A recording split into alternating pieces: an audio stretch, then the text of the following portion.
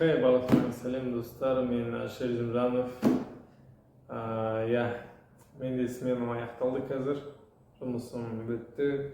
Сағат кешкі 8 или 8-ден асты чуть-чуть. Мен видео салмағаныма 7 күн болды уже. И мен дәл қазір после работы видео түсіріп жатырмын. Хотя вообще не хочу, вообще түсіргім келіп тұрған жоқ. Устал, морально, жетет бүгін. И вот, вообще желания жоқ, не хочу, но придется заставить себя. Даже о чем, я не знаю, не туралы түсіремін, даже білмеймін. Қазіргі ситуация, қазіргі состояние осы туралы процесс бүгін кішкене қиын болды. Өйткені бүгін кейбір сотрудниктер ауысты.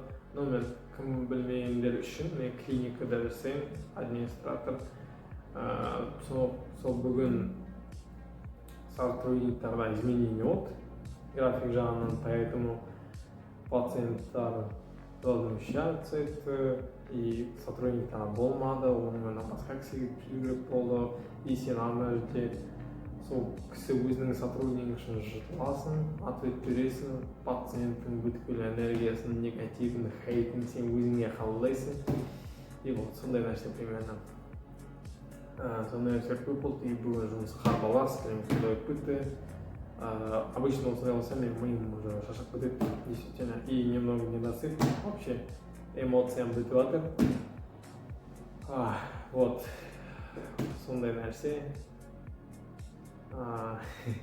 Маған выходной керек, өйткені мен осыны алдын ала выходнойымда мен басқа филиалға шықтым. Мен уже мұнда 6 филиал, и оның уже 5-іне шықтым, почти коллекция жинадым. И на последний филиал, и все, 10 болды. Получается, енді все. Ертең выходной, хотя мені ертеңге тоже шақырды, но мен осы жолы отказ бердім, потому что маған уже морально керек кішкене демалыс.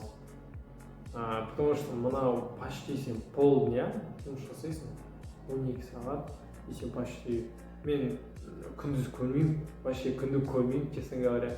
Таңертең шығамын, қараңғы болады, кешке шығамын, уже қараңғы түн болады. Тем более Астанада сағат 4-те уже қараңғы түсіп жатады. Астаналықтар, вы знаете, вообще таңғалып нәрсе. Ну, хотя қазір көп регионда солай, часовой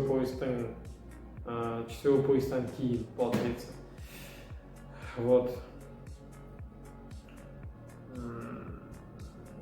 Вот, сондықтан сондай болып кетті. Күніңнің, өміріңнің көп бөлігі кішкене осымен кетіп қалады. И мына личный өміріңе, сен личный саморазвитиеңе уақыт көп жетпей алады. Поэтому выгорание бастауы мүмкін да көбінесе. Но мен до этого 14 күн подряд шықтым, 8-ден 8-ге шейін. Но бұл кезде выгорание чуть-чуть болды, а так мен нормально. Потому что мен уже настрой поставил, мен күнде істеймін деген сияқты. Потому что ол маған необходимо, потому что бірінші жерде ақша керек болды, қатты керек болды, поэтому. Вот.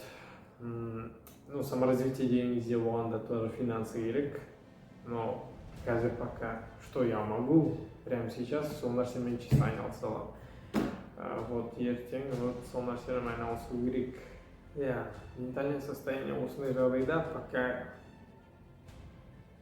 пока нормаға келмедім әлі, но потихоньку что-то делаю деген нәрсе болып тұр менде. Но главное, әрдайым мида ұстау біздің, потому что ойымыз ол жан-жағымыздағы факторлар, ол біздің целімізді, мечтамызды, потому что бұра береді, отвлекающий факторлар сол нәрсені алып кетеді көбінесе. И көп адамдар, мысалы, болады, ол зона комфорта отырып қалады жұмысында қаншама жылдап, 10 жылдап, но хотя ол өзінікін сол любимый дело ісі болса, ол без проблем. Ол адам кайфует, наслаждается, удовольствие, и заодно ақша түсіп тұрады. Ну, круто, четко. И вот, но көбісі адамдар солай, олар сол жұмысына қалып қояды, но может ақшасы жақсы шығар, но өзіне удобный жұмыс сонда қалып қояды. Но өзінің басты арманына баста арман ұмытып кетеді уже.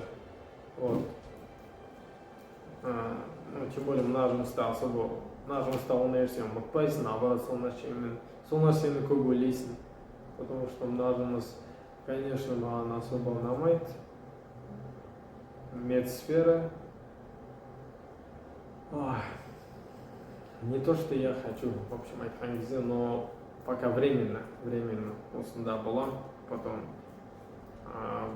уақытымды саморазвитиеға арнау керек болады. Көп жұмыс, өзіме көп жұмыс жасау керек болады. И негізі мен түсінгенім осында зона комфорта деген нәрсе негізі үлкен нәрсе, мықты нәрсе негізі. Мен Оралда болғанда, өз қаламда болғанда мен көп еститінім то, что зона комфорта, сен басқаға кетсең, сен уже ты начинаешь двигаться реально деген сияқты. Но мен қазір сондайды шынымен де іштей сезінемін. Потому что үйде Оралда болдым, мен базы жоқ. Мысалы сен квартираңды мысалы алам келмайсың, мысалы үйдегілермен тұрасың да, мысалы папа мамам бар, келесің, мысалы тамақ дайындау, мынау тамақ сатып алу, тамағын алу, бүйту, ондай нәрсе сен не волнует. И мында келген кезде уже сен по-другому ойлай бастайсың. Но пока мен квартира дегенде жақындағандамын, но в будущем ол нәрсе тоже менде болады деп ойлаймын. Но чувствовать ете бастайсың сондықтан. И голодты чувствовать ете бастайсың. Екі смыслда мен голодный болдым негізі. Әлі де сол. Сондай жою үшін барынша әрекетті тоқтатпау керек. Ни в коем случае получается, не получается. Сол нәрсе. Негізі тоже естимін. Потому что менің Инстаграм, ТикТокта жоқпын мен. Инстаграмдары, мысалы, рилстары уже қазір кішкене қарай бастадым, честно говоря. И анда көп нәрсе тыңдаймын, сонда айтатыны, сенің бастапқы кезеңде сен арманыңа деген или бір мақсатыңа деген бір әрекет жасасаң, бастапқыда всегда реалистік болмайды. И көп адамдар 90%, 90% сол нәрседен уже ұтып қалады. Нәтиже жоқтан до конца бара алмайды. Потому что қиын ол действительно. Сен басында жасайсың, тырысасың, вовлеченность көрсетесің, сол нәрсеге дым шықпай жатыр. И ол қиында адам сорваться етіп кетеді. Реально, көп уақыттан берсең сөйтіп без результата жүрсең, адам выгорать етіп кетеді, уже ол нәрсені істегісің қаласың. Оның да өзінің бір іс-әрекеттер бар, керекті нағыз дұрыс қадамдар бар, білім керек ол нәрселер үшін мысалы. И сол нәрселер мүмкін жетіспегендіктен не получается, да? Но менде кейбір жағынан мен мысалы солай ойлаймын. Кейбір жағынан білім жетіспейді, мысалы YouTube жағынан да мен сколько 50 видео жақындап қалды, қарасам бір жылдан асты, 1-2 жыл. Нет, 1 жылдан асты, 1,5 жыл может. Но не всегда, не постоянно түсіретін, но 120 подписчик, 50 видео, да. Но менде ешқандай идея, ешқандай знания болмады.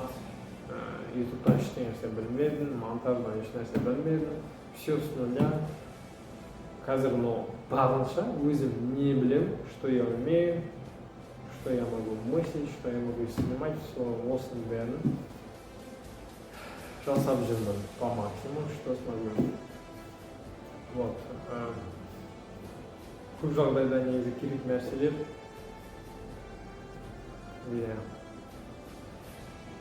Көбінесе еще ментальное состояние, сен одинок болып қаласың, сен жалғыз болып қаласың. Сені және анандай нәрсені көп көре бастады, Құдай сені арманыңа бір жеткізгің келе ме, ол сені жалғыз қылады. Ол саған үлкен қиындықтар береді. Сен мысалы қиындықтардан жылайтын боласың, сен мысалы жалғызсырап қаласың. Потому что сондай чувствовать етесің, сен жалғыз екенін чувствовать етесің кәдімгідей. Как будто андай специально построен сияқты да, ешкім звондамайды саған.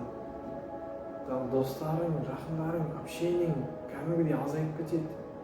Звондамай қалады, сен одинокий, это сол өзің и сен арманың, соған дейін өзіңнің жолың, все, сонымен алып қоясың.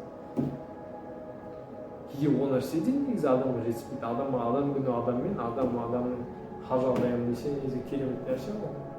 Досың болса, сырымен бөлісіп тұратын, мынандай жағдайда болады, сен жазып қоясың, саған хабарласатын да ешкім болмайды. Но мен айтпаймын, то, что мен близкий адамдарым жоқ деген сияқты. Менде бар, саусақпен санарлық, но олар да қазір жан-жақта, поэтому кәдімгідей сондай сынақ айтып берген сияқты да. Как будто жалғыз қоясың, сам с собой күнде жұмыста мынандай болады.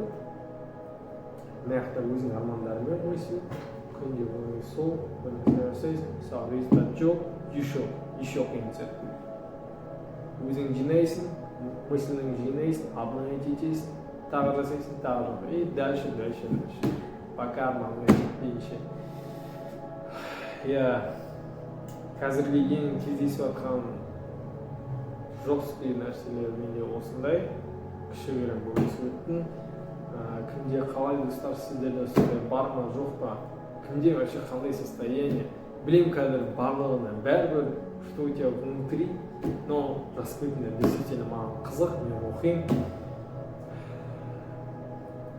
Все, не болса да арманға деген жолда барлықтарыңа сәттілік, өзіме де тоже сәттілік. Все, достар, осымен видеомды аяқтаймын. Сіздермен болған мен Алишер Измиранов. Келесі видеоларда кездескенше каналға тіркеліп кетіңіздер, лайк, комментарий тастап кетіңіздер. Все, жақсы, аманшылықта.